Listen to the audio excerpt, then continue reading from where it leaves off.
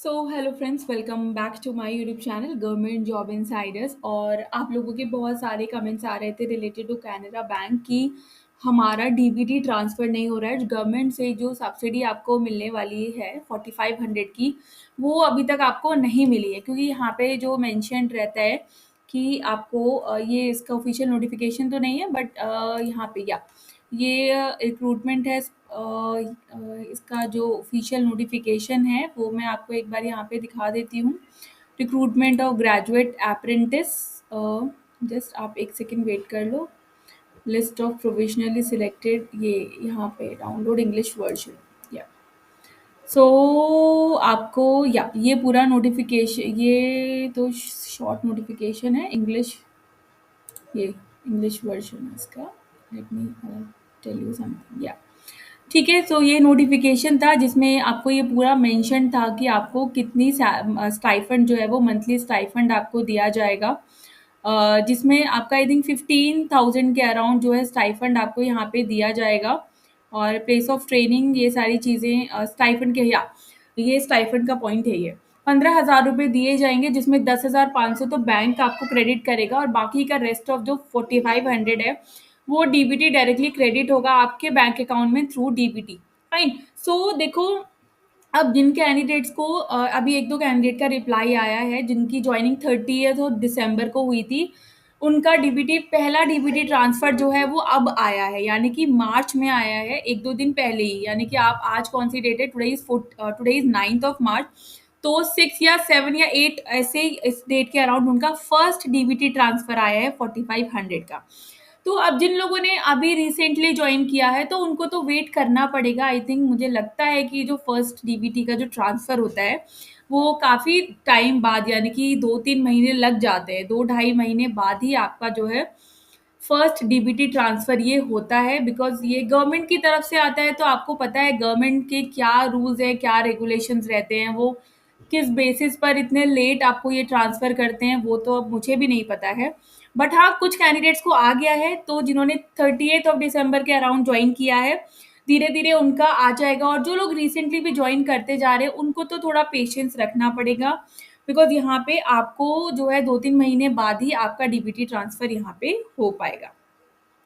और जिनकी अभी, जिन्होंने आई थिंक 14 फरवरी को जिनका था, 14 फरवरी को जिनका आपका जो डॉक्यूमेंट वेरिफिकेशन था, उन कैंडिडेट्स का भी ये है कि मैम अभी तक कोई मेल नहीं आया है। तो देखो, अगर आप सिलेक्ट होगे तो आपको मेल आ जाएगा, नहीं होगे तो फिर आपको मेल नहीं आएगा।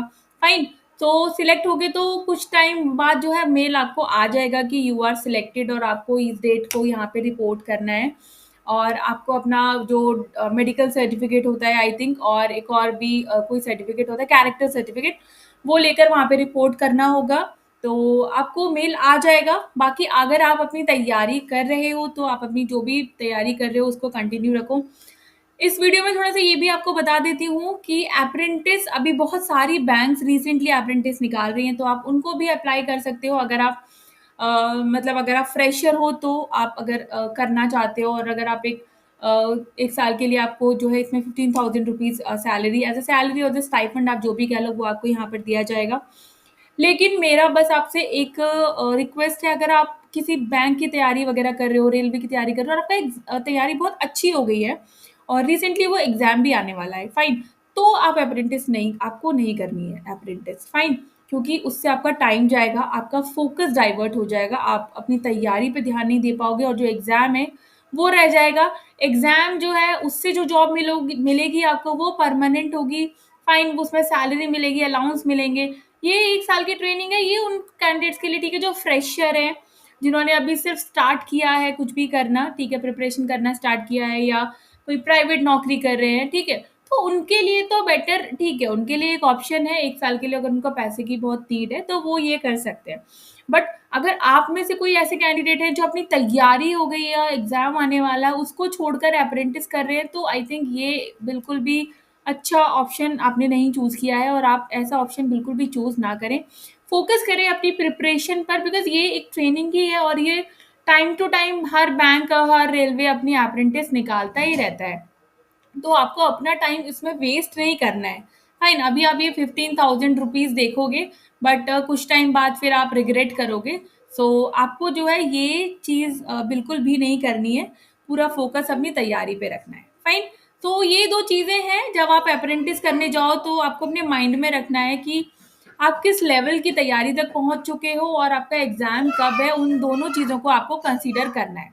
बाकी डीबीटी ट्रांसफर हो जाएगा, थोड़ा पेशेंस रखिए। काफ़ी कैंडिडेट्स का, कुछ कैंडिडेट्स का आ भी गया है और आपका भी आ जाएगा। और आई होप ऐसी इन्फॉर्मेटिव वीडियोस के लिए आप चैनल को लाइक शेयर सब्सक्राइब और बेल आइकन बटन को प्रेस करना नहीं भूलिएगा। तब तक के लिए नमस्ते।